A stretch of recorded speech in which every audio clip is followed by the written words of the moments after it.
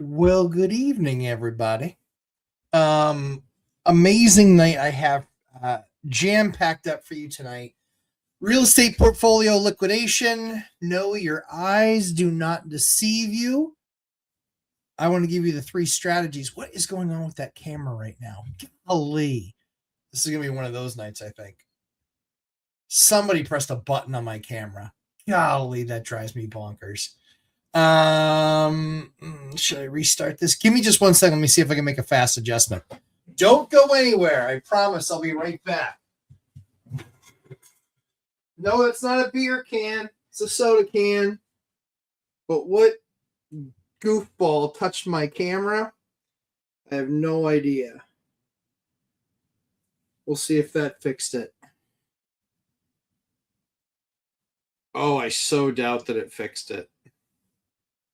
Oh, as soon as I find out which one of my children actually did this, deep, deep trouble. Deep trouble. We'll see if that fixed it.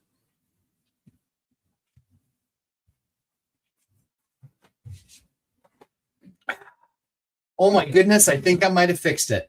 Holy Toledo. Well, kids just added to the list. The list of awesome. Figured out how to fix my camera in one touch. So, I've got a fantastic show for you tonight. No, your eyes don't deceive you. We are talking about real estate portfolio liquidation. So, the crash bros, they love to talk about liquidation. They love to talk about I just tell my dad you well done, Master Coach. Good to see you, Jeff. Good to see you. So in looking at real estate liquidation, all the crash bros are like, "Oh, what are you going to do? What are you going to do? What are you going to do?" So let's just talk about some different strategies, right? Because let's say the market starts to correct. Let's say it starts to go hard left. And there's a reason they say hard left. So as we look at it, I run my portfolio, and here's how I go through my portfolio. This is a master class. You guys weren't expecting this at all. And I just sat there and I was thinking about it the last couple of days, and I was just like, geez, like people probably wouldn't even know how to do this. So that's what I'm here for. So the thing that you do is if you own one or two assets, yeah, tough luck, ain't gonna work. It is what it is. You're kind of stuck when you only have one or two assets, because that means you're probably newer in the game. If you're further along in the game, well, that's where you start to get that much more flexibility. The opportunity when a market starts to correct, the opportunity that you have is that interest rates will go down. And because the Fed knows that they're trying to do everything they can to stimulate the economy, and that's what happens. Rates go down to try and stimulate things and get people spending. So the opportunity that you have very, very often is that rates start to track downwards, and then they continue to track downwards until there's a reason for them to at least go flat. And then when they go flat, then you have the opportunity to then buy down the rate and typically pick up a point or a point and a half. All of us have mortgages, me included. We all have mortgages in the sevens. Now, not all my mortgages, literally like I'd say less than 10% of my portfolio has debt in the sevens. The opportunity is that before the market starts to correct value-wise, right? Before the market starts to correct value-wise, everything is done based on comps when you're talking about residential real estate. So when you're basing all of this information on comps don't start to tick down quickly. Comps are stuff will stay on the market for longer. It won't necessarily sell. And so what it gives you like this 60 days about. It typically gives you 60 to 90 days where pricing is still high, but rates have gone down significantly. So you can do a couple of things. One thing is you can refinance your existing asset. That's one thing that you can do. The second thing is you can get it out to market based on that price, but the price for that asset is less because the monthly payment is less because they're not getting it at the 7.25% rate that you are, or 7.5% rate that you are. They're now buying at 5.75 with a buy down. Well, now all of a sudden, look at the value of that asset. This is what I did in reverse during COVID. What I did was I started seeing, holy cow, they put rates from like 6.25 into the threes. I was buying. I literally went through this entire process. For those of you who don't know, I refinanced a swath of 10 loans, another part of my portfolio of 9 loans, and another part of my portfolio of 4 loans. So literally 23 assets I refinanced to create well into the 7 figures of cash, because I realized that pricing was starting to go up, but the rates had gone down so quickly that the pricing hadn't caught up to the value yet. It hadn't caught up to how powerful the rate was. So I started buying everything I could possibly get my hands on, because somebody was selling it at $300,000 and they had 6.25 debt on it, so they knew what the payment was. I was buying that same thing at $300,000 with 3.9% debt. A massive discount, 225 basis points of discount. So I was buying everything I possibly could, because I was buying assets from people where I was making more money as the new owner. And so when you create, let's say you create $1 million or $2 million by relevering your assets, Dion, close your ears. When you do this, it actually gives you 4 to 5 times the buying power. So if I create $1 million in cash, I create $5 million in purchasing power. And if you're just watching me for the first time, you're like, holy crap, that's a huge number. I never would have expected that. Totally get it. But there's lots of people on this channel that are successful real estate investors. And that might not be $1 million, but it might be 250,000 or 300,000 or 200,000. Well, that buys you $1 million more worth of property, otherwise known as most of Southern Gary, Indiana. That's how much money we're talking about. So what's really cool about this approach is that very often the market reacts slowly. So everything that I did was about speed. I did finance the first portfolio, did the second portfolio, I did the third portfolio. All the time I'm taking that money and I'm putting it back into buying additional assets. That's how I went from 60 or 70 to about 160. That's how I did that, more than doubling in size. But I was buying at crazy rates. So that's why now 85% of my portfolio, 85% is 4 points or less. 85% is 4 points or less. This is the magic of why now these assets, sure, rents have gone up all the way along for the last 5 years. Property values have gone up. I can't spend the property equity, so it doesn't make a difference. I'm not smart enough to do, Christian Osgood multifamily strategy and sell that equity to then create or then go buy more assets. Not doing that either. So I have a bunch of equity again in all of these properties. I don't want to refi out. Why? Because debt's still at 599 and I've got debt that's sub 4 on 85% of my portfolio. Makes no sense to swap out of that debt. So I put myself in a position with one concept, one approach, and it was the exact opposite of what people are looking at doing today. Today, again, to liquidate their portfolio, you really have 3 options. One is, if you're a smaller portfolio and you do like I do, which is you buy small multifamily, boom, pop them on the market and see what you can get. Then start talking to other investors around. Are other investors going to buy those assets? Do other investors want to own that asset? Now, the thing that I would tell you is everybody's like, oh, we'll do a seller finance deal. Maybe. Do you want to be a bank? Having a bank has its privileges. It also has its negatives. You're giving and extending credit to that person. Do they run their existing business well? Do they run their existing people well? Maybe you know, maybe you don't know. But I wouldn't be doing a seller finance deal with somebody that I didn't know. You can get 10% down, 20% down, 30% down, but you're going to pay taxes on that. And I much rather, in many cases, I would rather take the 1031. This is totally legal. I would take my 1031. Let's say I sold $1 million property and I had $500,000 in equity. My strike price is a million one, or excuse me, 1.001 million. Let's say it has to be just above. And after you take out fees and everything on the $1,000,000, but when you actually sell the property, but if I sold it for that, I can go buy another $1 million property. But here's why would I only buy $1 million property? Number one, I say, you know what? I fight with the bank and I say, I only want to put 20% down or maybe 25% down. So then they say, oh, yeah, fine. We'll let you put 25% down. Well, I just told you that I had $500,000 worth of equity. What does that mean? That means that I have $250,000 I can put down on the new property. But what do? I put all 500 down on it. It shows that I have $1 million mortgage, or I would have basically a $500,000 mortgage.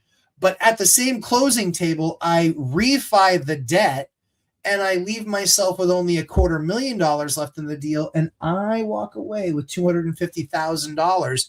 That's technically a loan. It's not income because it's levered debt on the asset. This puts me in a huge opportunity because now I have $250,000 that's not holding on to any 1031, and I can choose to keep it and just deploy it at will, or I can choose to use it to improve other properties. Maybe I want to buy down debt on other properties. Don't do that. I don't really like that idea. I think it's a lazy idea. I think it's kind of like doing stock buybacks. And so that's where you get the opportunity to do that. And again, I do that strategically with one asset a year, maybe two. And I'm just honest about my portfolio. I look at it and go, this one's not really performing, or I don't like it because of this, or it's not always negative. Sometimes it's positive. I have one right now that a neighbor is looking at because it fits his business. There's nothing wrong with the property. Property makes me a lot of money. So I want to sell it for the appraised value because it makes a lot of money.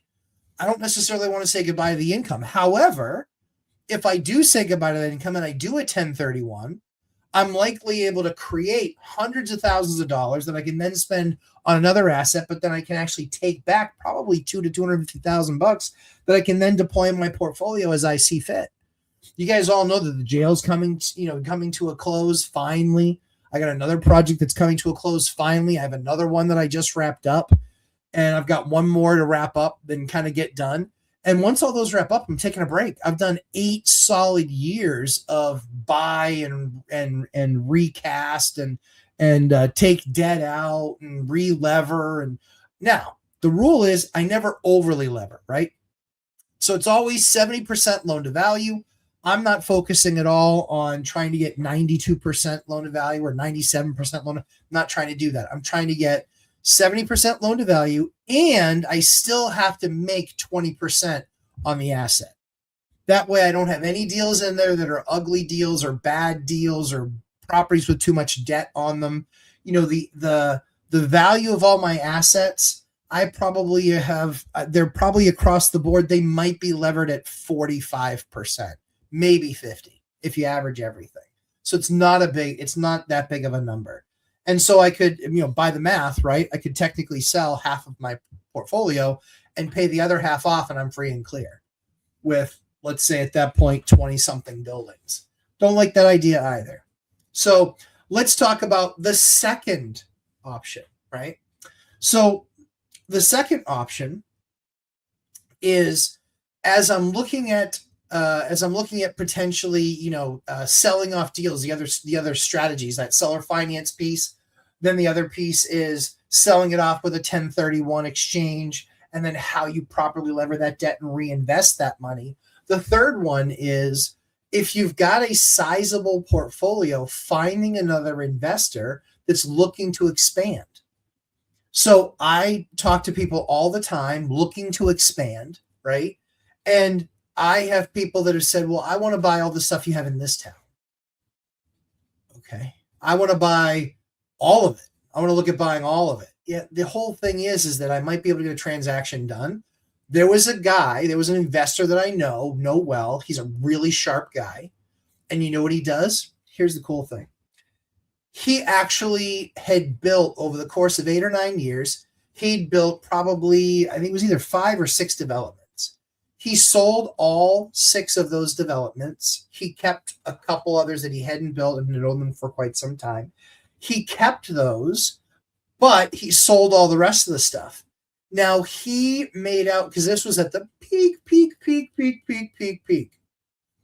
He saw it coming.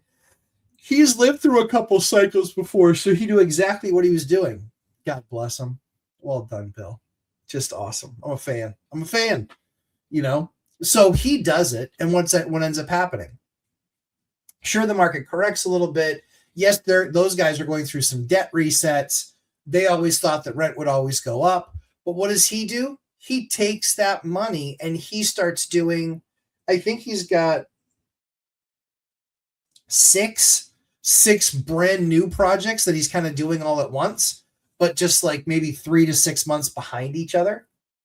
And so, some of them are huge and some of them are not so huge, but he's going to build back his entire portfolio. The crazy thing is, I look at it and I go, at his age, that's probably the last time he does this, is my guess. My guess is it's the last time he's going to be able to do this at his age, because by the time the next cycle happens, typically the cycle's 7 to 10 years. This one was unique at 14. Had we not had COVID, it would have been 7 to 10 years. And so in that 7 to 10 year gap, he's going to basically build all that stuff and then be done. And then it's going to have to age 5 to 7 years.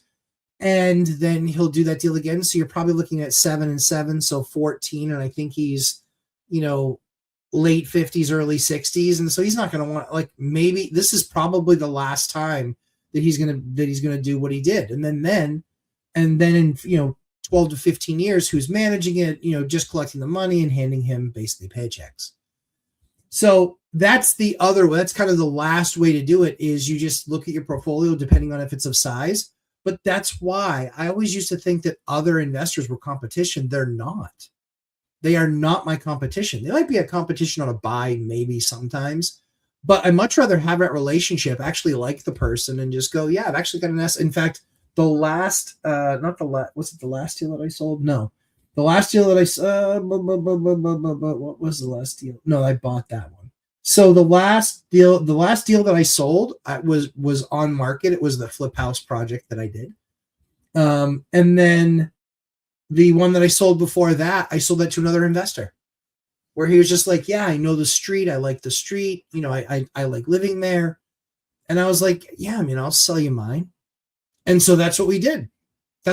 We bought it, and we didn't have to use closing agents or real estate agents or anything. It was purely just a document thing. So it ended up costing maybe it was a couple of $1,000 instead of $20,000. So those are really the 3 ways that you can kind of liquidate a portfolio. Now, let me also lastly mention, I don't like owning an asset outright and counting on that for any level of money. That is not how this market works. And if you're trying to do that, you're probably going to end up getting God. Just saying. Because here's how that actually works. I lived through the 07, 08, 09. Banks were not lending. Do you know what Countrywide's last quote for me was when I tried to refinance a house? It was 10.125%. And they were the ones willing to do it. I talked to 10 other banks and they didn't even want to do it. So this is where I tell you, oh, well, I own this one outright, or I only owe 30% on this thing. It doesn't matter. You're not going to be able to get money out of it. The banks, when they shut down, when things go bad, and when you need the money, that's when the banks shut down. It's just like anything else. The wealthy people get all the advantages when it comes to accessing capital. Why? Because the bank believes that they're the ones most likely to be able to return payment. And so when you show up and you're in a bad spot and all you need is the bank to do you a little bit of a favor, that's why relationships matters. That's why I don't treat my mortgage brokers, like it's just the highest rate or the best situation or how fast you can get it back to me. I don't treat them that way. I have relationships with all of them, and I disclose to all of them, like you should. I disclose to all of them, hey, I've got this out with a couple of different ones. My preference is to go with you, being honest. But I understand if we can't work it out, and this is why I would go there. But I own I work with multiple banks. So I have that level of flexibility because I have a bank right now that just quoted me literally a full point more than another bank. And I said, how do you expect to earn my business if you're a full point higher? They're like, well, we're really good servicers. And I go, I don't care about that. I was like, in PS, by the way, you're not actually really good servicers. So I ended up going, so I'm going to end up going with this other bank. It's just that simple. It's just that simple because I've always got deals in the works. I'm always doing something with the portfolio. You know, it's not buy and hold forever and never make any adjustment. Zub has sold only 2 properties in the last 5 years. Now, I don't think he's bought 2 properties in the last 5 years. So lower volume, he's in a different phase. Dion's going to sell some properties in the next few years. He's moving out of Washington. Thank God. But he's moving out of Washington and he'll sell his existing property and he'll use that to fund his next deal. So there's a lot of opportunity to do that. There's a lot of opportunity to do that. So anyway, that's the 3 strategies that I would hit. Obviously, I'm not in any interest packing for my 10-day trip to Gary. There you go. Going to Gary. But there's a ton of different strategies always. You can always liquidate your portfolio. But my preference is to strategically manage the portfolio to where I understand, like I said, maybe they're underperforming assets. Maybe there's an opportunity where I see somebody else building a brand new building next to me. There's no time like the present to go over and say, hey, what do you got going on? Or contacting them and going, hey, I'm your neighbor. How's it going? Nice to meet you. And I've sold property to people like that. And guess what? I get a premium. Or they say, no, that's too much. Okay, what's your number? And I can always walk away. I can say, that's fine. Just recognize that I'm not changing the siding on that or the roof on that. They've all been done in the last 15 years. So you're going to be looking at that thing as it sits for another 15 years, at least. But that's just another opportunity to kind of get ahead of it. All right, let's jump in. Let's do some questions. Let's see here. Wayne Smith is in. Actually, I'm not. I'm hanging with the kiddos, just simulating algos and stuff. Hey, that's all right. That's a start. The king is back. Angel Ray, I appreciate that. I don't know about a king, but I am back. Or if you're announcing your arrival, I appreciate that. Wayne Wong, good evening, sir. Every time you hit the button, the like button, an angel gets its wings. I've actually seen that happen. Brett, good to see you. Kyle, good to see you as well, sir. Bill O'Connell, thumbs up. Thank you, sir. A master coach said, I just tell my daughter, you forever quietly will live in shame. I actually do like that approach. I have one child that will work with. I have another child that would probably put in tears and be not effective whatsoever. And that would let the coddling begin. Demetrius, always good to see you, my friend. Ms. Millie, you as well. And Jeremy and Mikey, good to see you guys. Hyder making the appearance. Pete the Squatchy. Right. Nice. Pete the Squatchy. ANH. I love Pete the Squatchy. It's good stuff. Jason Calzvetta, good to see you, sir. Good to see you, Robert, as well. Let's see. Yes, I hope you guys will be connecting. Jonathan Gamble with a question. So when you refinance to grow, didn't you hurt your cash flow? Nope. And that was kind of the point, was rates were so much lower. That's why I did it, because I had all this debt at 6 and 6.25. I was refinancing at 4. So not only did it not hurt my cash flow, it improved my cash flow. That's where you're looking for that sweet spot in the market. What rules do you use on equity? Yeah, so I want to still have 70% LTV and I still want to make 20% on the asset. That's why I don't buy single-family homes. Single-family homes don't cash flow where I live. Duplexes, triplexes, quads, they are absolutely the best performing asset. In fact, I called it a year and a half ago. I said, you watch, the best performing assets are going to be dupes, tries, and quads. And what's been the best performing asset in the last couple of years? Dupes, tries, and quads. Don't worry, there's no surprise look on my face because I knew that was coming. It's the most liquid asset in almost every single market. The single-family houses in many markets aren't as liquid. The reason why is because there's 400 of them or 200 of them or 100 of them on the market, right? At any one given time. And in most markets, the duplex market is a fraction of that. It's a fraction. I can tell you right now, there's like 116 houses on the market in my market, single families. There's like 116 of them. and maybe 80 of them would be quote unquote rentable because they're not mansions or whatever. But duplexes, there's like 8. There's like 8. It's a math equation. So those are super liquid because anybody that's looking at them, they can go, that's available to an owner occ or to an investor. Most investors in my area, they're not going to buy single family homes unless they don't like making money. All-nighter ratio. Yep. Yes, sir. Big Hill, good to see you, sir. All night. There you go, Jonathan 7. Yep. Anna K, how are you, Anna K? Good to see you. Hillis, good to see you. Cash on cash has nothing to do with refinancing, but your original investment, in theory, could go up to 60% to keep $250 a month. Yeah, so that's why, like I said, when we talked about it, when you see prices flat, rates going down, the key is what, over 24 years, I have seen rates get into the 4s a couple of times. Maybe, a couple of times. Yep, a couple, 2-3 times. I've seen them get into the 4s where you could solidly get a deal. So it is cyclical. The idea is you're watching for what that is. And when you buy a cash flow, think of it this way. When you're buying an asset with 6.5% debt or 6.375 debt, and then all of a sudden, and it appreciates over a couple of years, or maybe appreciation's largely flat, but then you knock on the door of, oh, the market's softer now, we're hitting one of those tracks. Now debt is 5. Okay, at 5.95, it doesn't make sense to refi that debt, but at 5 it does. And certainly then buying into it, right? You want to buy into or reduce that rate because you say, hey, I don't know if rates are going to go down another 0.5 point, but if I'm going to refi now, and that's why I kind of wait a little bit till it's stable, but you have to catch it before the economy starts correcting and before the comps for your house are going to go down. You hold on too long, no longer that house worth $750 on a comp. It's now worth, not $750 on a comp. Now it's worth, something much less. Like let's say,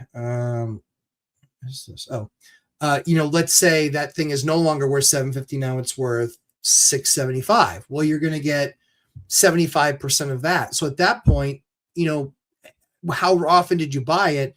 Did you buy it more recently for that 8, or did you buy it maybe 3 years ago where you're losing your quote unquote equity, but you're able to jump in at a much lower rate and get a rate? So it's all about the numbers and what it actually shows you. What's your equity going to be? And most importantly, what is your cash flow? I don't care very much about the equity. I care much more about the cash flow because that cash flow is what keeps the mortgage paid. And frankly, in a bad market, when that number goes down 20% or 10%, guess what? The banks are like, no, we're at 30% now for cash refis, or we're at 65% loan to value is what we allow now. So then all of a sudden you're in what's called dead money. All the equity that you have is sitting there in that house and it's untouchable. In a hot market, they go up 80%, 90%. They say you can pull out equity, right? But in a bad economy, it's 65% or 70%. That's why most people's plans for how to handle a bad economy are garbage because you've not been through one. If you've invested in the last 14 years, you've not seen a bad economy. So very largely speaking, that's why Dion's plan works in this particular market is because he never tapped equity and he increased he increased cash flow, yes, but he increased value as well. But however, he's stuck in a position where he has, at a good place to be stuck. Most people wish they could. He's got a lot of debt in the 3s, high 3s as well. So his payment's never going to go down. Rents will continue to go up. Even if they soften, he still has really strong margins. And that's basically where you want to get to. 30-year fixed rate debt, as low as you can possibly get it.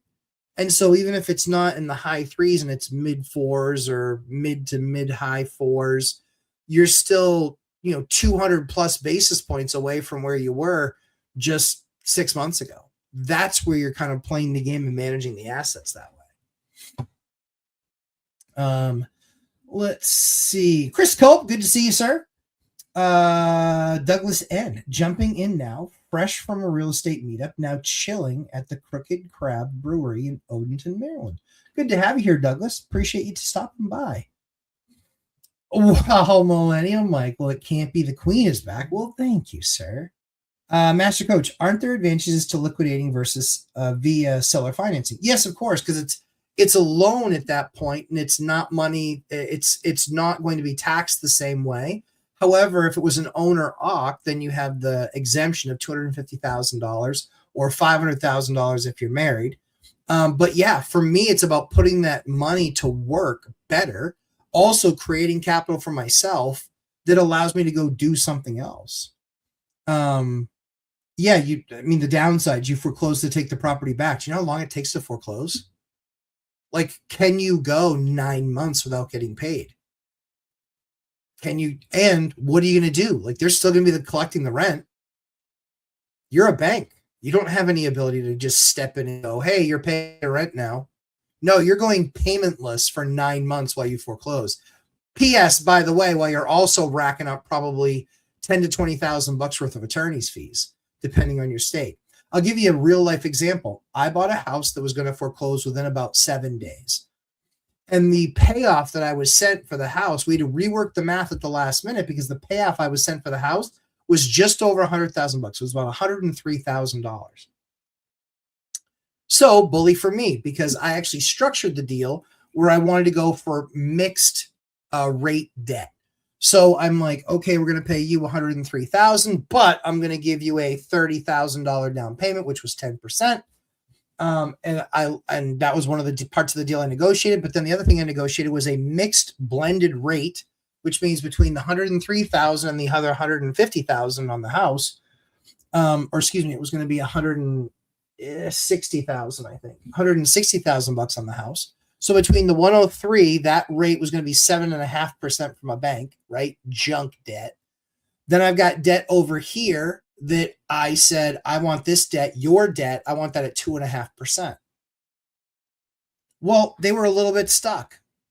They could say yes to my deal, or they could walk away and their house would be foreclosed on and they would get nothing. So they took my deal.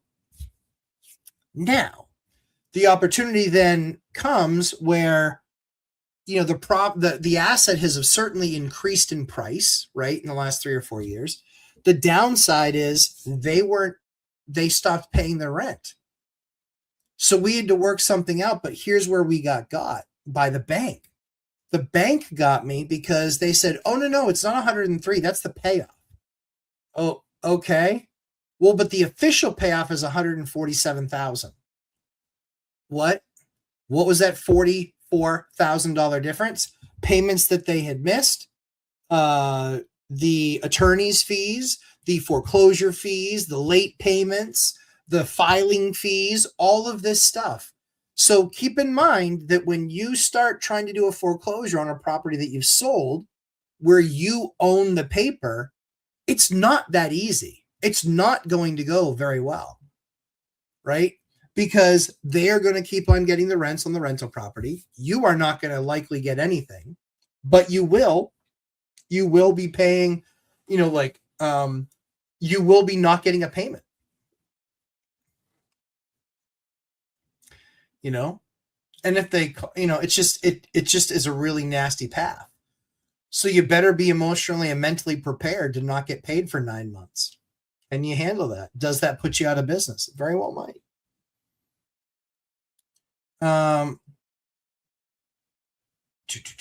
Boot camp Sunday or no? So Saturday can't win anymore. I don't think so. I have to look at it. So if you guys are signed up for this boot camp, if you didn't get the message, send an email to lumberjacklandlord@gmail.com. Number 1. Number 2 is the boot camp that you're looking for is number 7. I thought it was in the email that was sent to you, but it's number 7. Boot camp that you're looking for is number 7. That's the one that you want to request access to. If you're requesting access to 1, you're not going to get it because that's a completed boot camp. And that's not the point. I want you in the boot camp so we do the boot camp together. So it's boot camp number 7. You're going to see another message sent out tomorrow saying, hey, boot camp number 7, there's a poll in there. You vote in the poll of whether to do it on a Saturday night or a Sunday night. That's how it goes. That's how we're going. That's how it's doing. Josic, Freezing New Jersey. It's not that cold up here. Sorry, it's so cold down there. You have that weaker constitution because you're sad that the Statue of Liberty faces the other way. I understand. All-nighter hider. Demetrius, I'll have to get your number. Yeah, just check my contacts. Didn't see you in it. Yeah, Millennial Mike definitely has his info. She invests. Multifamily rocks. I agree. Multifamily does rock. Rocks my face off.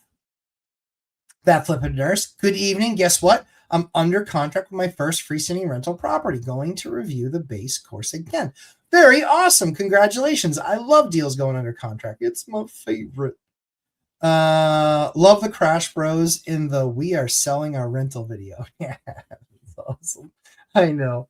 There was one dipstick that decided to show up and take a victory lap, but only after he heard the first 3 minutes and then he stopped listening.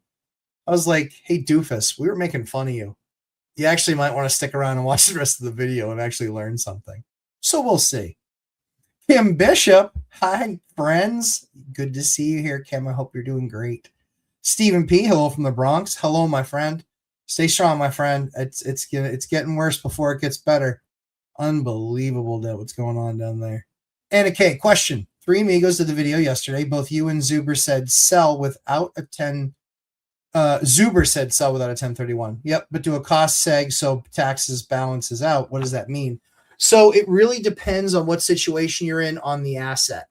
The best thing to do is to talk to your tax person. That's the best thing to do. And then talk to them about, and again, if you're following my instruction and you're in the course, one of the things that we tell you is you need to have an EA, which is an enrolled agent, which is a combination of a CPA and somebody that can handle you from an audit, but they specialize. They have a lot of specialty knowledge in the real estate market. So they can look at your return. They can say your best bet here is to do a 1031, or your best bet here is to actually do something called a cost segregation study. A cost segregation study is what helps segregate your costs, because normally the depreciation curve on a typical asset is 27 and a half years. However, in a cost segregation study, they'll actually look and measure out different parts of your building, and they'll say, well, this can be depreciated at a 7.5% return, and this can be depreciated at a 27.5% at a 27.5% rate, or 27 and a half years instead of 7 years. So what it does is it helps you look at the situation and say, what's the best tax benefit for me? Is it taking the depreciation and advancing some of that depreciation we're putting on a 7.5 year schedule instead of a 27.5 year schedule? Or does it make more sense to just sell the property and then 1031 into another asset? That's the best short explanation that I can give you. And a longer explanation I wouldn't give you, because that's really the accountant's land. But that's a general idea of how that's done. York, PA, love the channel. Thank you very much. I appreciate that. So after Powell is out, are rates going to go down? Well, Kid City, if I knew that, why would I tell you? And why would I have a YouTube channel? If I knew it was going to happen, I'd be banking one way or the other. It's like asking me who's going to win Sunday. No idea. I have my favorites and I have my reasoning, but I'm not going all in, all to the center of the table on a maybe. So it really depends. It really depends. Kevin Warsh is a phenomenal guy. He's the one who's going to be taking, he's going to be the one that's going to be taking Powell's place. So do your research on Warsh. What I like about Warsh is that he worked at the Fed for 10 or 12 years. So he understands how the Fed works. Then you know what he did? He went to work for a very large family office.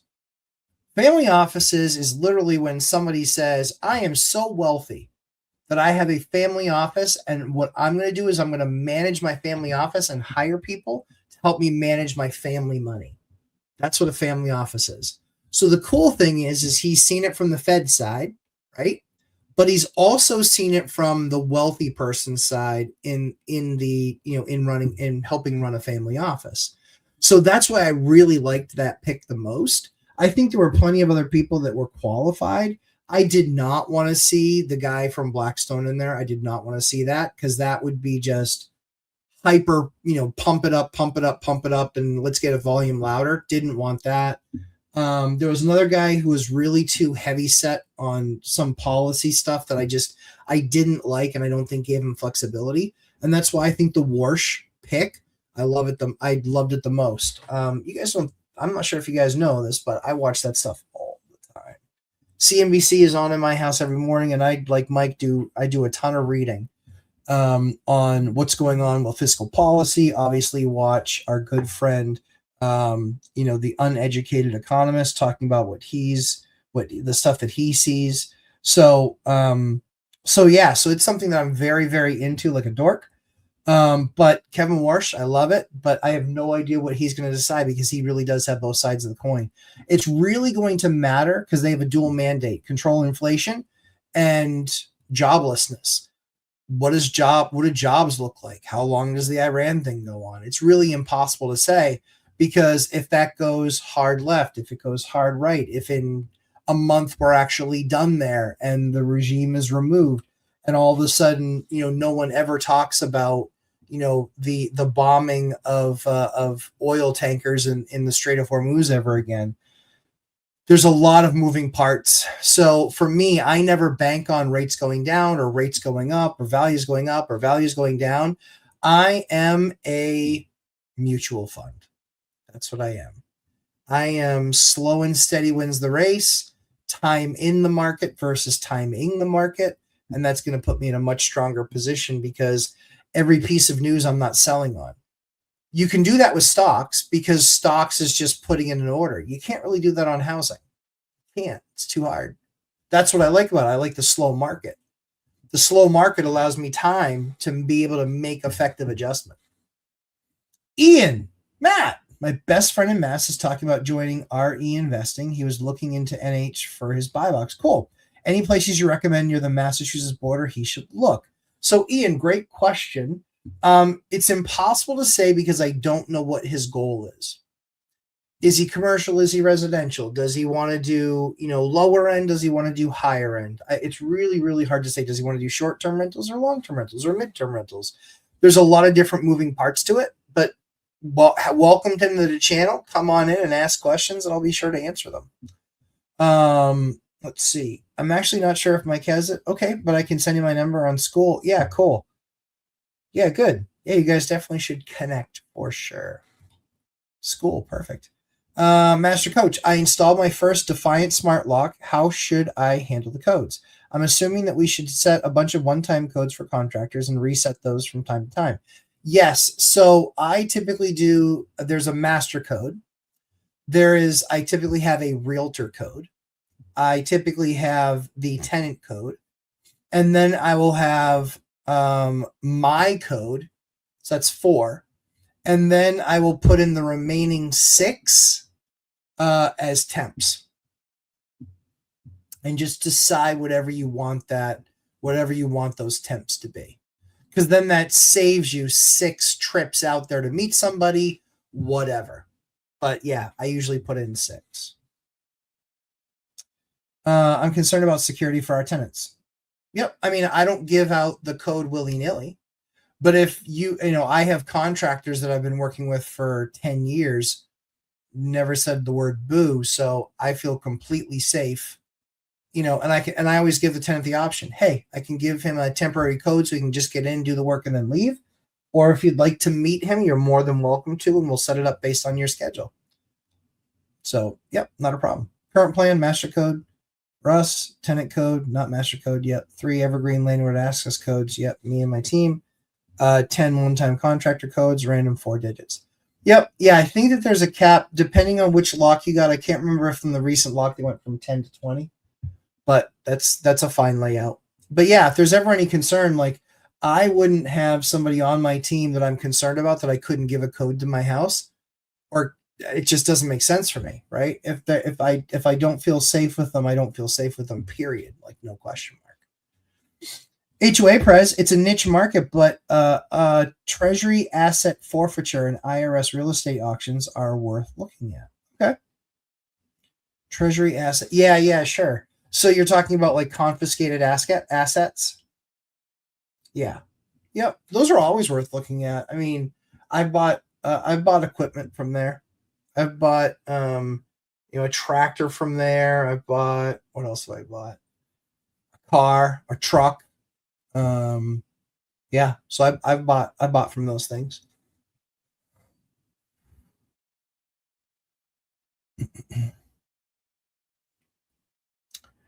Um,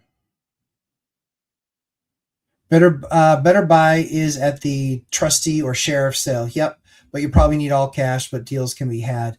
Yeah, they can be had. The challenge is the market, who you're competing against, all the same crew that made money years ago, 12, 15 years ago. It's them and their kids now and some of their friends. So yeah, a lot of times on those things you actually have to pay for it right then, like secured bank checks. So yeah, if you've got a $500,000 worth of worth of cash. So yeah, you can get great deals there. Some of them have been great deals, but if it's not already been sold by the bank and they have to buy it back, like a lot of times everyone shows up and goes, "All right, what's my opening bid? What's my opening bid?" And then from that opening bid, somebody goes, "Oh, so 340," and he goes, "Okay, bank bids 520." Everyone's like, "Oh, screw it. Like I'm not paying 520 for this thing. It's not worth 520."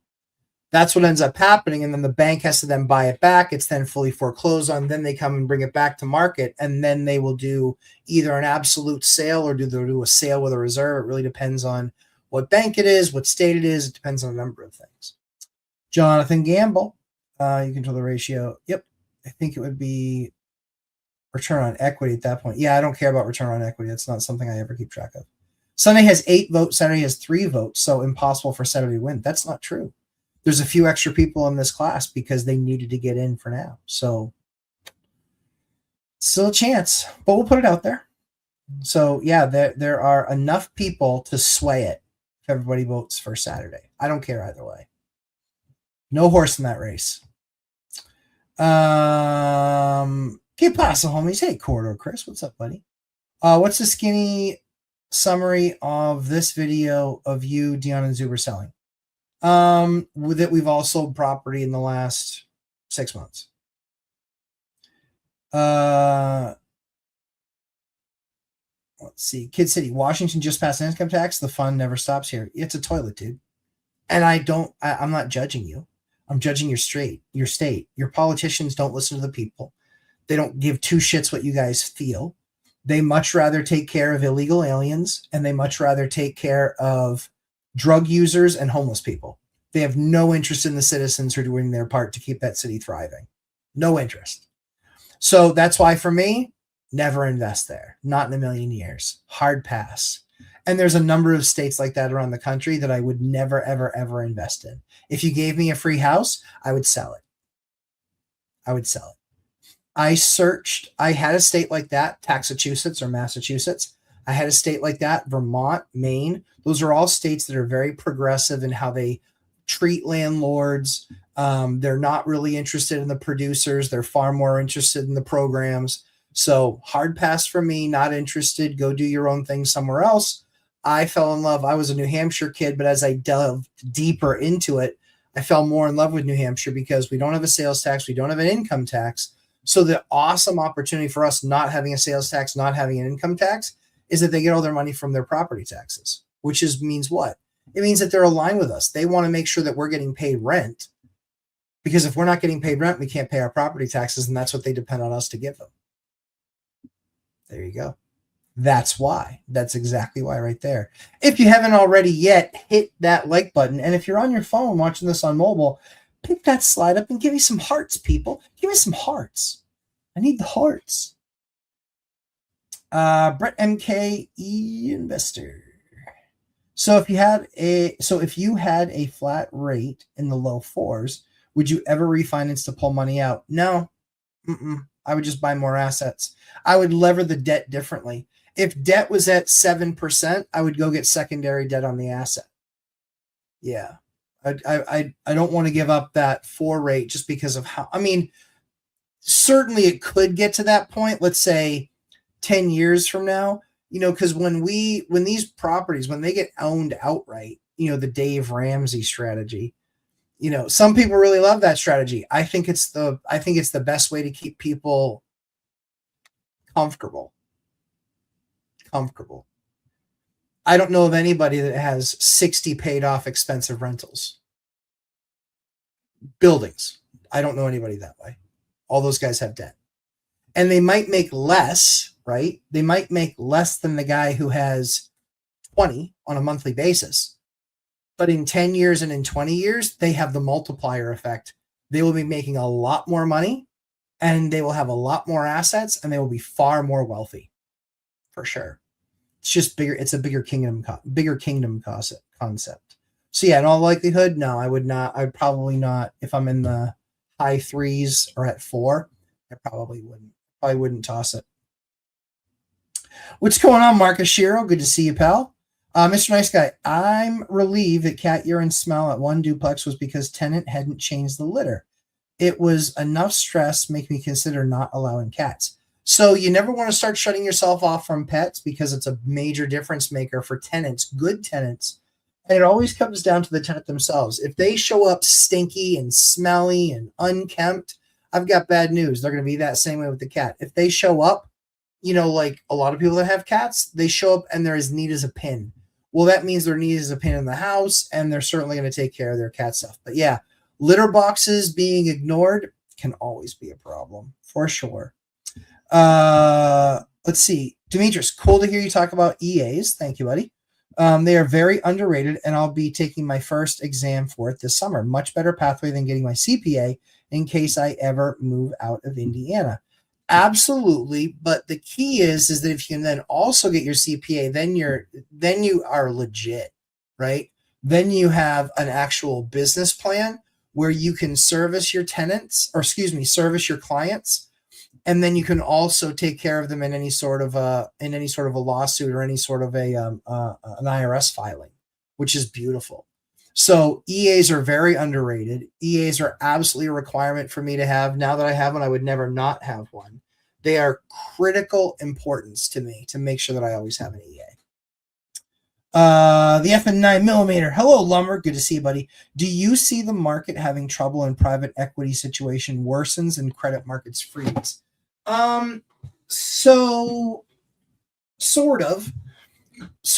I mean, I think that they are two separate credit markets. There's the private credit market and there's the public credit market. I don't know that the government's going to jump in for the credit market for wealthy people, because it's a private market.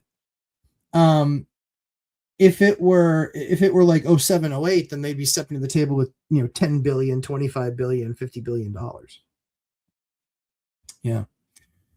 Josh Burdick. Hello, Josh Burdick from Washington, the Evergreen state. Well done. Our state government never met a tax they didn't love. Yeah, honestly, it's the same way with California. It's the same way with Massachusetts. It's the same way with Chicago. It just is. And so, when governors stand up and say, we've got a $47 billion surplus, and then 2 years later, they've got a $30 billion deficit, it's because they suck shit with money. They got lucky because the rising tide lifted all boats. They didn't do anything to get that rising tide. But because they're really bad with numbers and math, they end up getting absolutely obliterated. Like many of those states are getting obliterated now. I used to sell product in the state of Illinois. And most of their health systems, not the for-profit ones, some of them, not many. Is it many? I think it's a lot. But they were in bankruptcy and their credit rating was so bad that we couldn't even do business with them. I couldn't even take a purchase order from them because there was such a low likelihood it was going to get paid.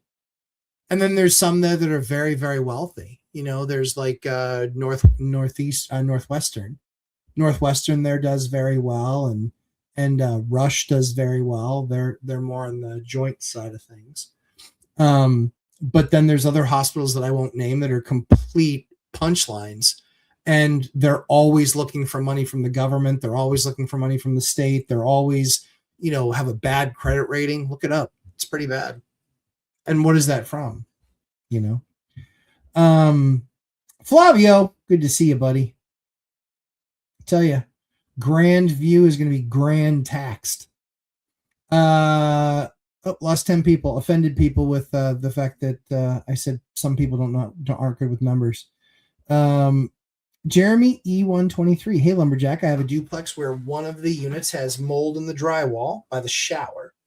Should I remove it? Should I remove it, all the drywall, and redo it correctly? The prior owner neglected maintenance. Yeah, that's often what you find with people that are going to own those assets. For me, I don't want to deal with that stuff. Once I know something's there, I want to take care of it. I want to take care of it. We've had units that have gotten mold in them, but it's like you said, sometimes it's literally like they won't turn on the ceiling fan in the bathroom when they take a hot shower. Well, I don't like the fan. I didn't ask if you liked it. It needs to be turned on. Otherwise, there's going to be mold or mildew on the ceiling. That's going to be how it goes. And you're causing that. I'm not causing it. You're causing that. You're making that problem for us. But yeah, something was like, sometimes it does happen where a tile wasn't put on properly or a seam in a wall wasn't done properly. And so you get water back there and that kind of hurts you. That certainly is something that, yeah, I want people to suit up in Tyvek, put a mask on, pull it down, and, then put in a new piece. Because quite frankly, I don't really want regular sheetrock in a bathroom anyway. I want the anti-growth stuff. So I want, either, depending on what brand you buy, either the green or the purple stuff. So yeah, me in particular, I would fix that. The issue is that, yeah, if you find, for me, mildew, all that other stuff, like a lot of times when you paint gloss, you can literally just spray and wipe. But very often that's more of just a lack of cleanliness issue on the tenant. Like, you're causing that. You don't want to use the fan, so it stays in there steamy. You leave the door shut when you're done. Like, this is a problem you're causing. If it's something where it's like it's in the shower and it gets wet because, like I said, usually a lot of times it's like a seam in one of those plastic surrounds. Yeah, I would take it down, pull it out, make sure you're putting the right stuff up. And I would even look at potentially tiling the bathroom, because a lot of times those surrounds now are so expensive. Like, I had somebody quote me like $3,600 to rip out what was there and put a surround. I got it. We'll rip out what's there. In fact, we'll also put up the tile board. And then we just hired a tile guy, and the tile guy came in and did the entire shower for like $1,800. And it's way more beautiful than some dumb, ugly plastic surround. Let's see. Kim Bishop, any tips on saving money on building upgrading decks? I'm under contract on a fourplex in Bend, Oregon. Okay. But the decks are in rough shape, will turn into safety issues soon if not addressed. Saving money on decks. There really isn't any way to truly save money on decks. You want to use pressure treated wood. That will save you money in the long term, not in the short run. You want to make sure that the nails that they're using or screws that they're using, that they are properly rated for pressure treated wood. Some people, I've seen them show up and I'm like, you're not using those nails. Those nails can't be used with PT, pressure treated wood. So there's really, outside of that, there's really no other way to truly save money on a deck. There just isn't.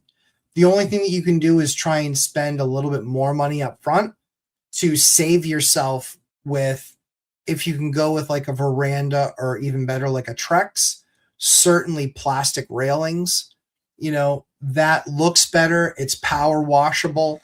You'll get a lot more years out of that deck looking good. That's the type of stuff that I would do. The other thing that I would do too is I would do, just for longevity, I would make sure that you have some piece on top of the joists before you put down your decking, to make sure that all of that stuff isn't seeping into the wood. And then what else? And then I would have some way of the rainwater being taken away. Because when you can actually get the water off and away from the deck, it will last a lot longer. Those are the things that I would do. Sound. I'm still good. No, I think I'm good.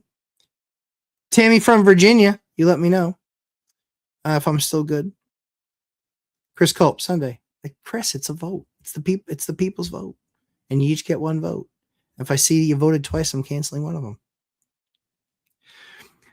Mr. Nice Guy, do you have a power vented water heater recommendation, or just swap out the anode rod with a magnesium anode rod every few years? I also heard good things about the Coral Protect power anode rods. I do we have a power vented anywhere? I don't think we have a power vented anywhere. It doesn't ring a bell. I'm pretty sure that we don't. I think we had one and we got rid of it because we just didn't want the extra piece that can break. Number one. Number two, honestly, I don't get into playing with anode rods. I just don't. I think that most of that stuff in those systems is termed, and you can make the changes yourself and you can do that sort of stuff. We're not going to do that. We actually have a really easy way to swap stuff in and swap stuff out. Maybe one time we've had a rod go bad.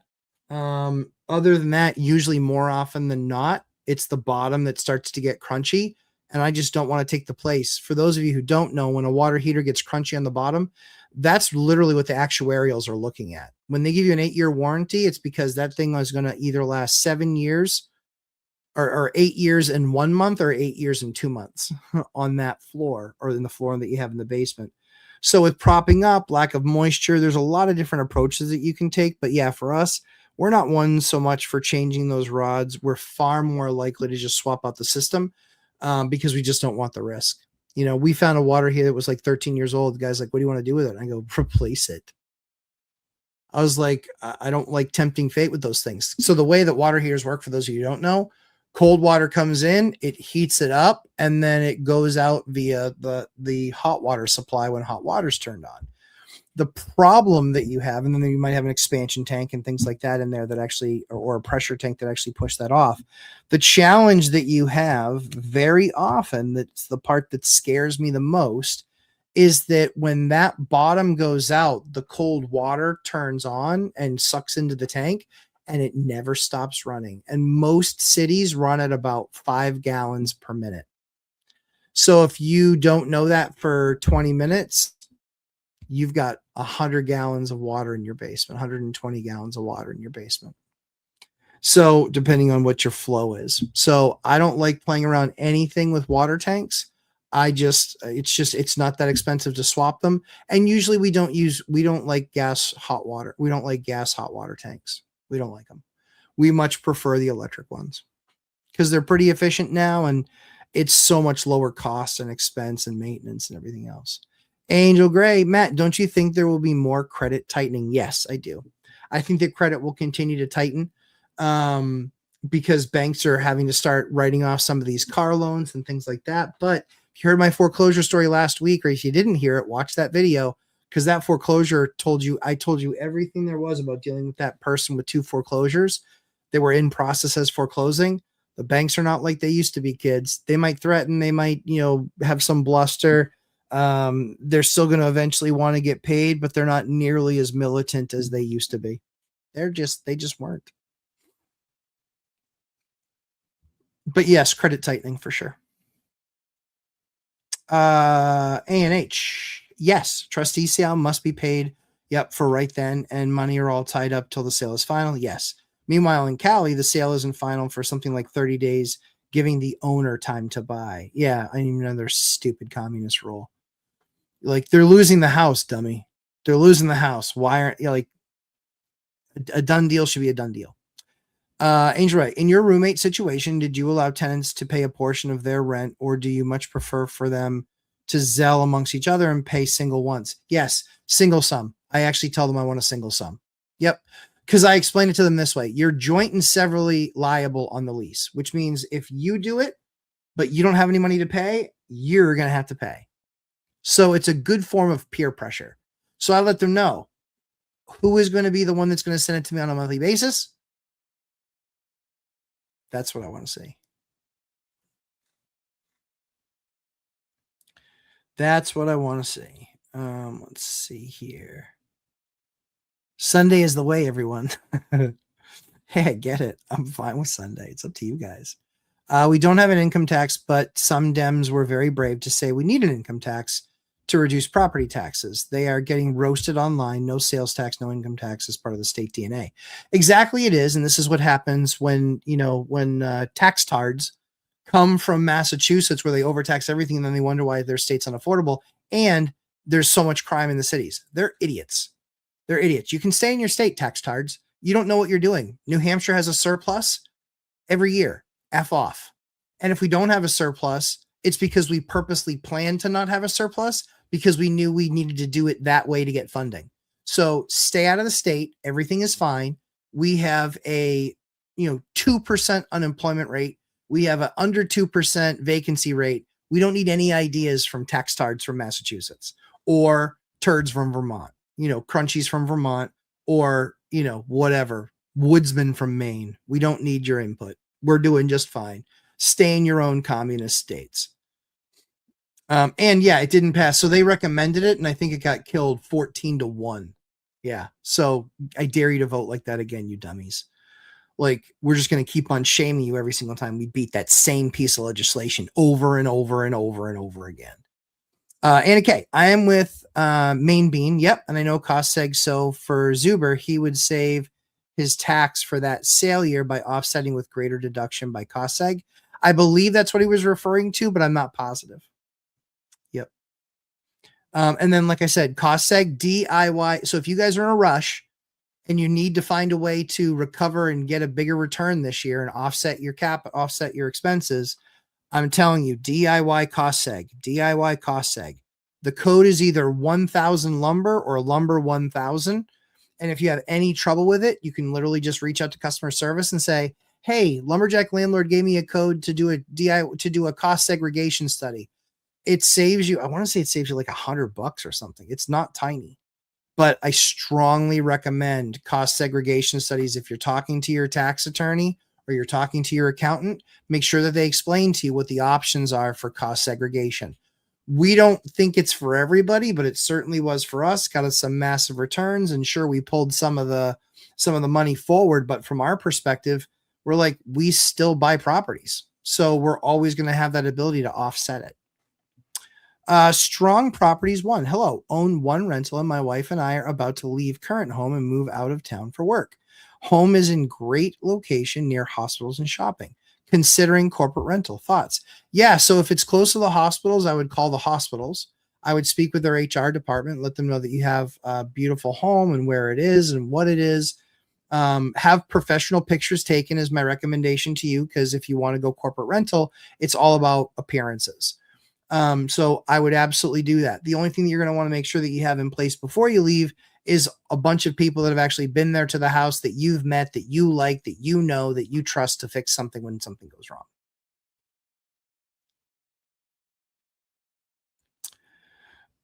Let's see. My kitty is a clean kitty, except in her litter box. She commands that to be clean. I understand. Never a cat's fault. Kitties cannot scoop their own litter boxes. I totally agree. And that's exactly right. That's why we never take it out on the kitties. We only take it out on the owners. And so if they're showing up and disorganized, unkept, smell like cat pee, then that's exactly what my unit's going to smell like. It means they don't take care of their stuff. So I completely agree with you. It's never the cat's fault. It's always the owner. And that's why for us, we rent out to owners, and we want people that we believe are good at taking care of their pets. So completely agree. Cameron Semini, how are you, buddy? Are you ready? Are you ready? All-nighter. If my Willow is excited to go play, she will sometimes neglect to bury her stinky number twos. She's almost 3. Awesome. I know my kids is the same way. Northwestern Rush and La Jolla, the rest are pretty trashy. Yep, you're exactly right, Jason. Yep. Loyola. Yeah, I forgot about Loyola. There's one other one that's there too, but they were all my customers. I did business with them, and I did business with all the other trashy ones that we will not list. But there's plenty of trashy ones out there for sure. BuzzTune, thanks for the super sticker, buddy. I appreciate you as always. Andrew Palo, sell everything before 50% crash next week. I know, right? Yeah, that's pretty funny. Yeah, it's markets don't correct like that. This market won't correct like that. We don't have any of the underpinning stuff. I know you're being sarcastic, but for those out there that are wondering why I giggle because it's not something that can happen.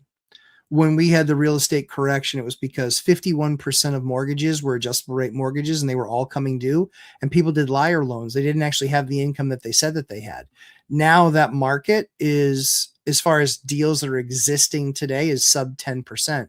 The new deals that come up is, 11% or whatever, but we're under 10% as far as actual deals that are in an adjustable rate mortgage. So just think 50% of that market, well, 90% of the loans that went to foreclosure actually did foreclose.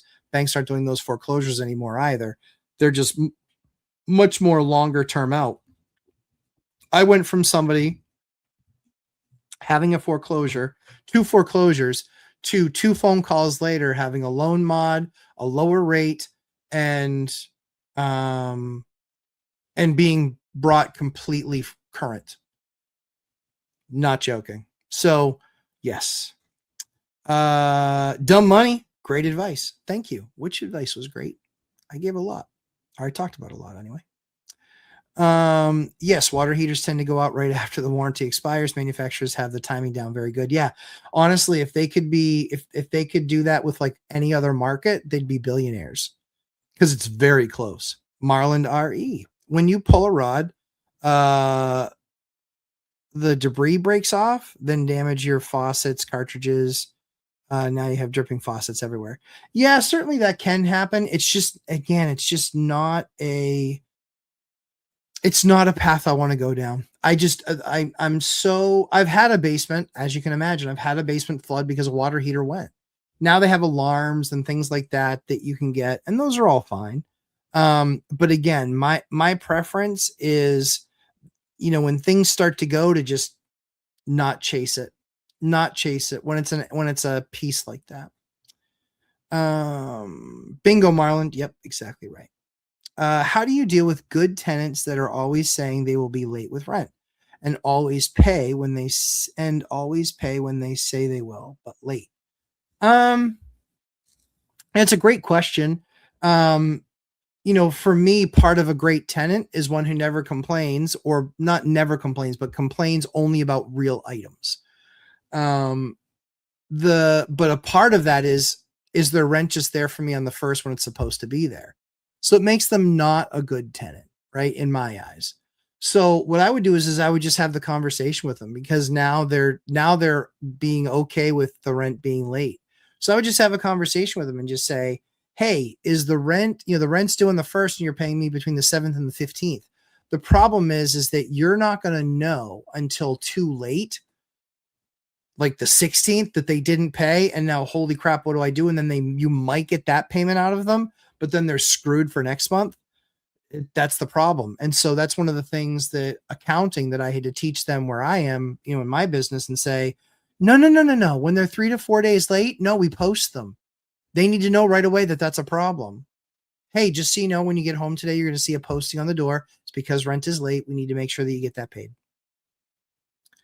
Jaru. Hi, Jaru too.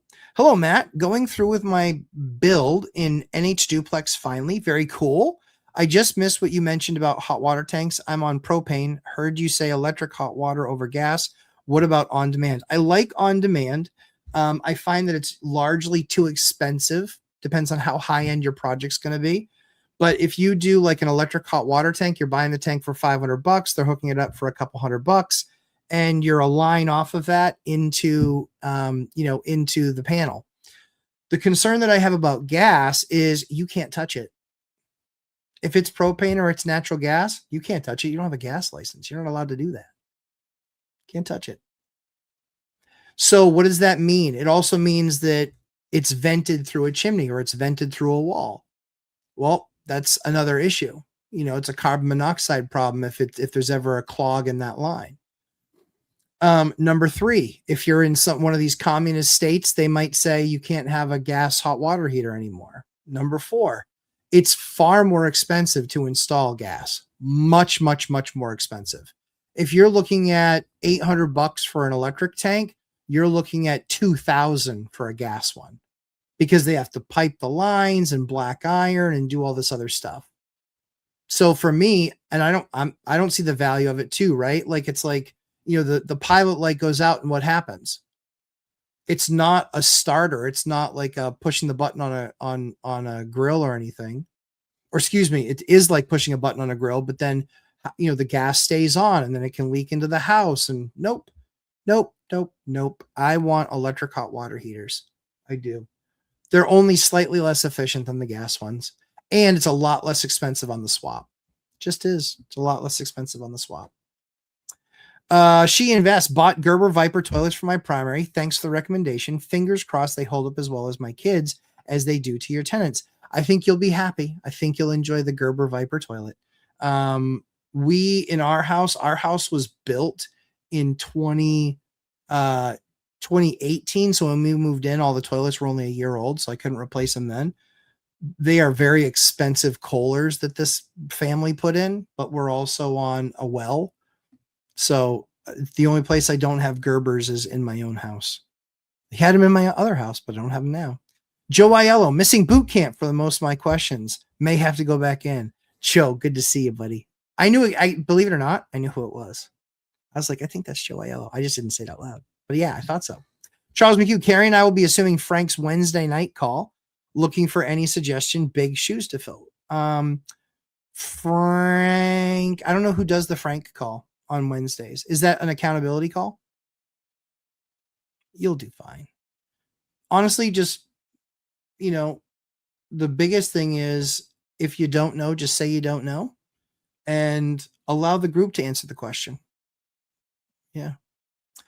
NPC, it's the boomers I see online supporting this income tax nonsense, probably because they won't pay income tax anyways. Yeah, I mean, certainly that that can be the case. They're certainly squeezed, right? Because rents have gone up and their cost of living hasn't gone up nearly as fast as far as what they're getting paid. So I get it. But for those people that think that money was there and that was supposed to be your only source of income, go back and read. It wasn't. It was supposed to be part of your income and means tested. When it was put in place, the typical life expectancy, I think, was 62 or 63, and now it's 83. It's not means tested. So that means usually if you worked your entire life, usually in the first 2.10 or 2.11, meaning months, you've gotten all your money back. So yeah, it's just math. It's math. I get it's a third rail. I get it's a policy issue, but it's math. Sorry. Jaru, Matt, placing my Mass home on the market. I was told it will sell quick just north of Boston. That said, would you consider landlording in Mass? Never.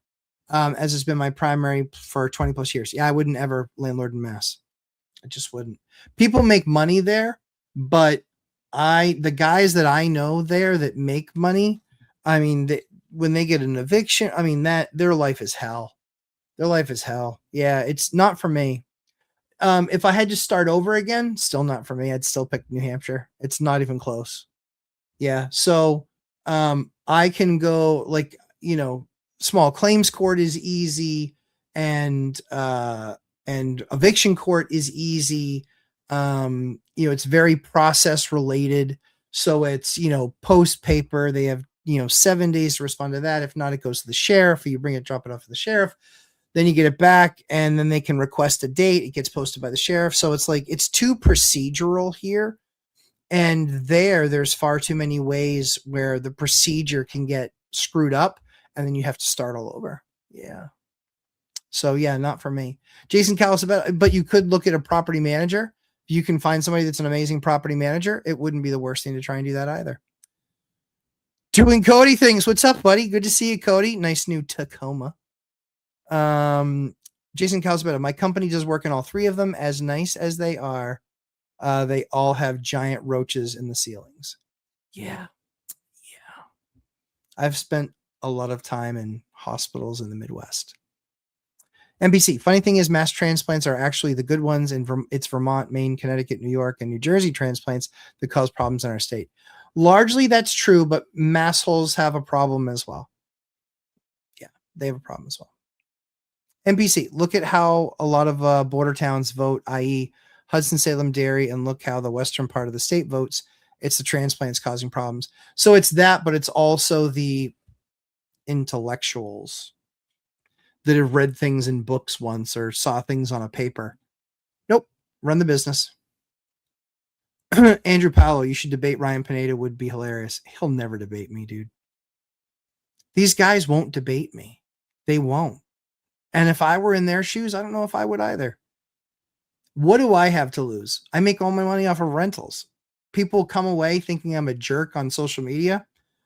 Okay. But I don't depend on social media to pay my bills. I don't depend on selling courses to pay my bills. I don't depend on any of that stuff.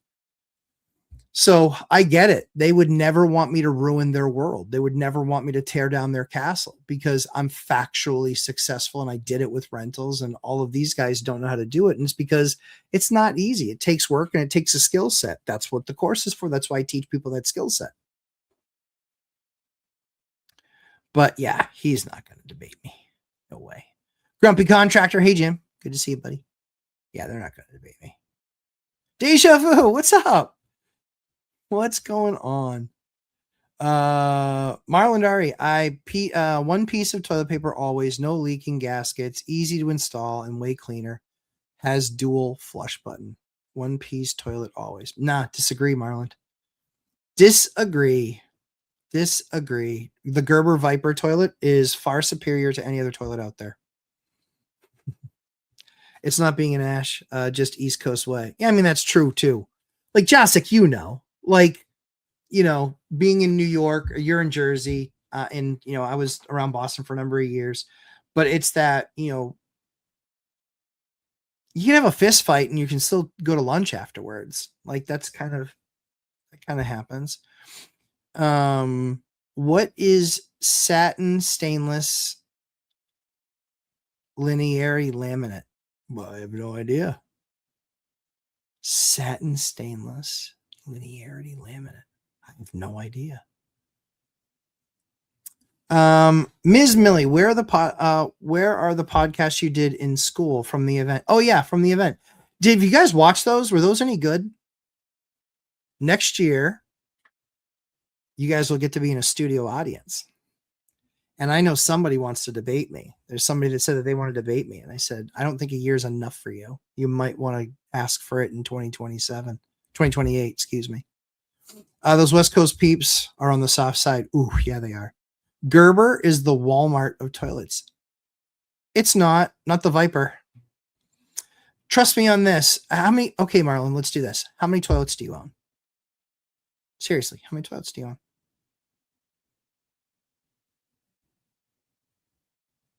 I'll wait.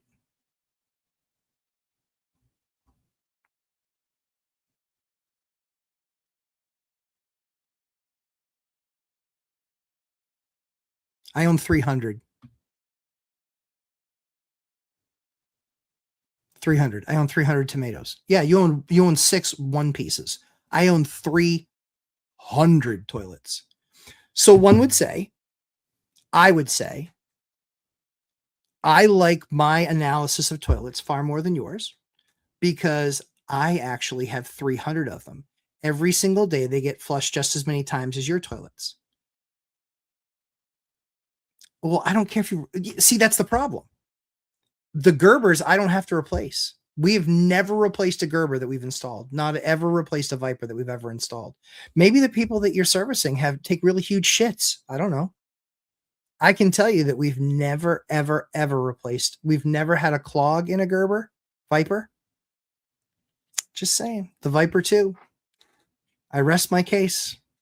Actual owning them and seeing what the bills are to change them out. When we change out a toilet, we change it to Gerber every single time, and we have 0 issues. No issues whatsoever. The biggest issue we have seen is with one pieces with little jet packs in them. That's awful. What a horrible design that was. Alex, the accidental investor. Good. That was great. All right. Master Coach says we had a 110-year-old terracotta. Yep. Terracotta sewer line. Yep. Full root intrusion. City handled their side, and we got a plumber to replace ours with PVC. 4. Yep. $8K post mortem. Did I do it right? Sort of. So the only thing that I would have changed that had you asked me up front is I wouldn't have told you have a plumber replace it. It's the only thing I would have told you not to do. Because did they cover, when you say that they covered their side, was that all the way to the wall? I'm going to wait for your answer below.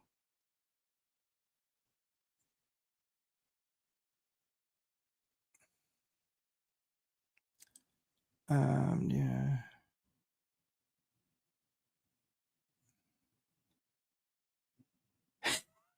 Two-piece water closets. Yes. The city handled all, well, yeah, right. But where was theirs stopped? Was it stopped at the outside of the building?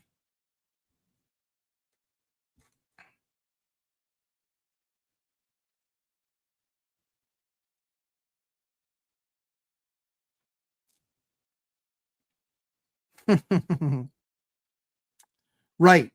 But so they changed theirs at the street, but did they take that all the way to your building, or did you have responsibility from your building to the street? Did they take it from the street all the way to your building? Where did that line stop?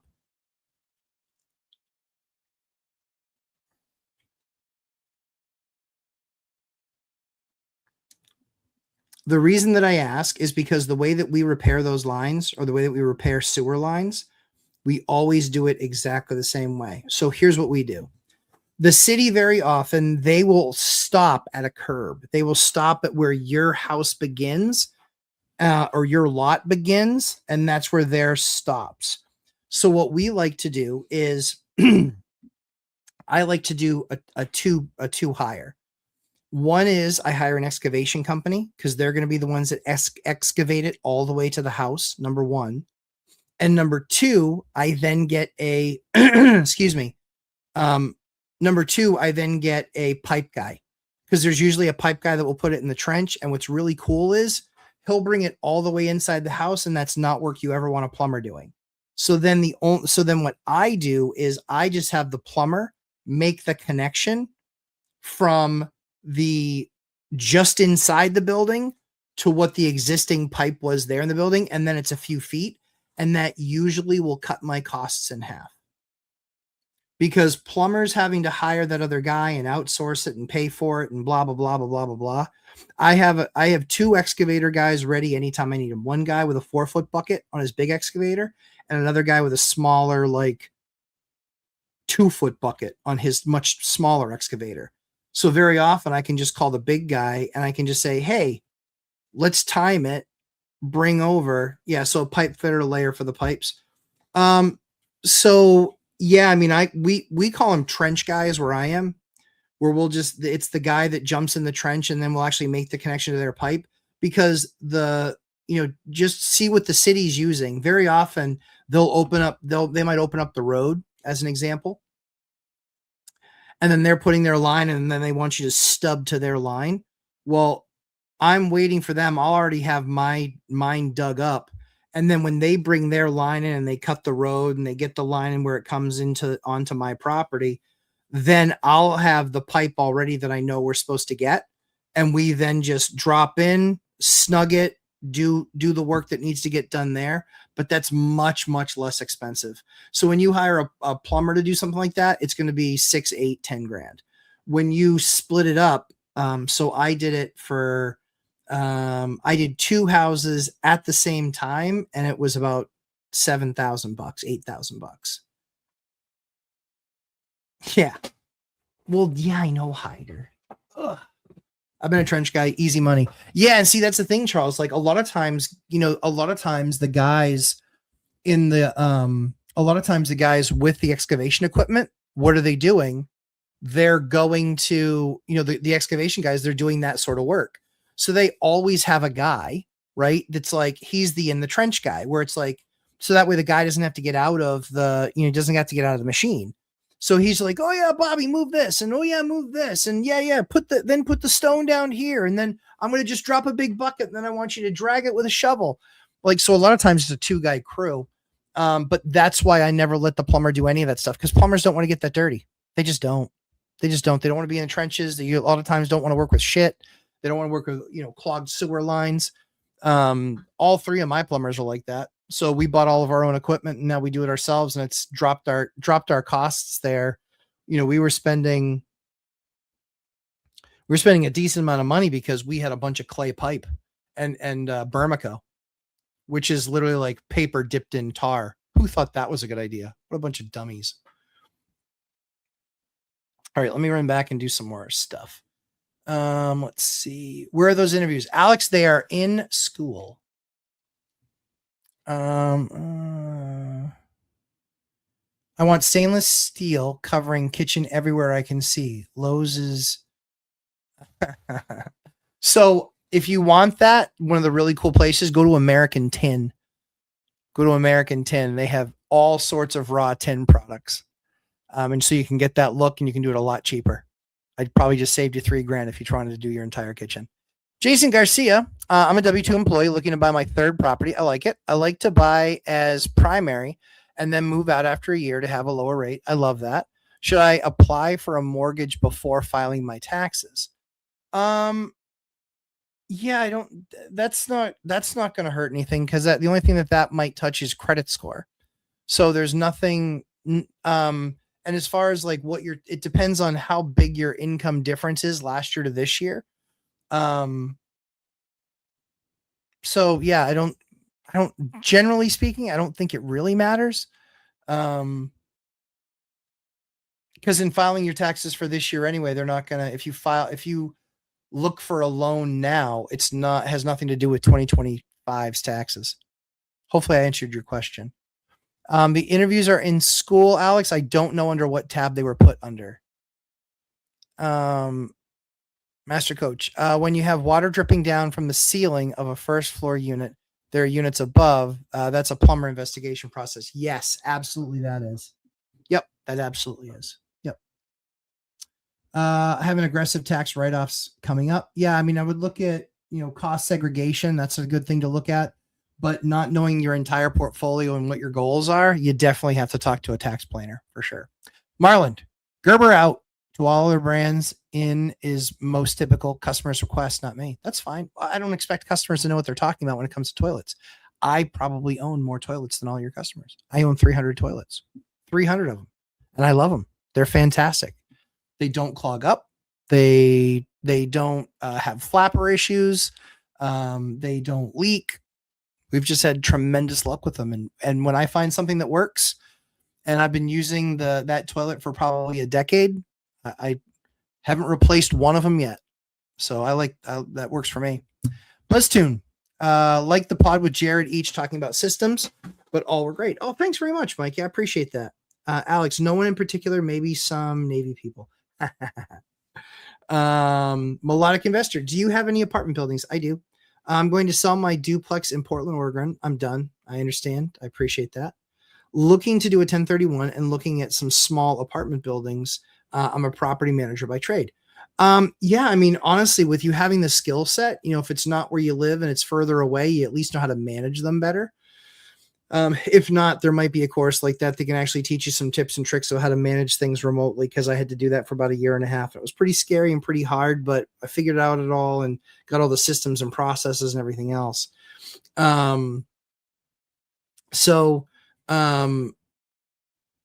yeah, small apartment buildings, usually duplexes, triplexes, quads, and then whatever you want your buy box to be, like where do you want to own them? How nice do you want it to be? What type of tenants do you want to have? Kind of all of that stuff is then what comes into play. Deja vu, they finally got the toilet straight instead of making it rock from installing a brand new floor that cost $26,000. Oh dear God. That would make me absolutely mental.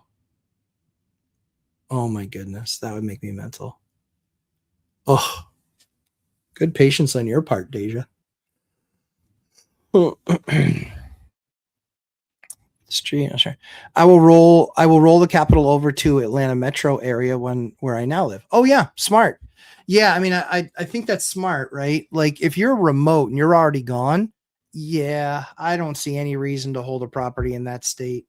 I just don't. I think it's just going to get worse and worse, and it's far away. And so if you can roll it into the metro, the market's not gotten too soft yet there, I don't think. So yeah, that'd be something I'd be making the move. Pipe layer. Yes. Nice. I've been the trench guy, easy money. Yeah, Charles is exactly right. A lot of times for me, like I said, I get the guys that are 2-man crew where it's a bucket, a backhoe and a trench guy. And like I said, it's a lot less. It's just a lot less money. Deja, well, you're in PA. They just granted my town $2 million to repair and replace the water lines. They were so badly polluted with lead. Yep. They didn't want to end up like Flint, Michigan. Yeah, it's true. Don't forget the bullhorns for cleanouts. Yes, of course. Yeah. Yep, for sure. Yep.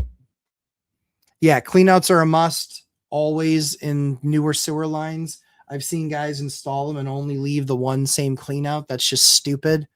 It's like you're already redoing the line. Add that to it. Make sure that you've got something in place that gives you multiple cleanouts. Sometimes, the amount of time it takes to get an old cleanout done when it's cast iron pipe. We have a lot of that old stuff here, a lot of old cast iron. Heating it up and then trying to turn that bad boy because no one's touched that cleanout in years, or it dripped once, and so they put some liquid seal on it. And you're just like, dear God, yeah, yep. Charles McCune, a 10K for a 331 Bobcat changes your life down to 8 feet. Yeah, true story. That's exactly right. Yeah. So for us, we're actually looking at adding that piece of equipment. We don't need it that often, but the challenge that we have is I think if we had one, we'd use it a lot more often. Yeah. Yep. NH, thanks for this guy. He's pretty good. He's pretty damn good. Oh, thanks for that, Deja. I appreciate that. Let's see. I know a guy. Nice. Well, that was a sprint through the questions, guys. As always, it's a blast hanging out with you. We will have, I believe we're going to have it this weekend. I want to make sure everybody gets a chance to vote. You'll see another email tomorrow, making sure that you're invited to boot camp number 7. That way you guys can see it, get in there and vote. And we'll either do it on Saturday night or Sunday night. But yeah, this class is going to be a little tiny bit bigger just because some people have projects that they really needed help with. I know it will make the group better, and we do okay with managing time anyway. So looking forward to you starting the next boot camp with you guys. There's a lot of stuff that we're doing that we can share with you guys inside that boot camp that I can't share here on the tube. But yeah, there's a lot of stuff in that boot camp I'll be able to share with you guys about some lawsuit stuff, some approaches to managing that, some court stuff. So yeah, I'll be able to share all that with you guys. So guys, have a fantastic night. As always, great time hanging out with you, and we'll see you guys in the next one. Continue to pray for our troops. We want them home and safe. We do. We want this over, but we want to make sure that we get the result. So thank you guys. Appreciate you. Have a great night.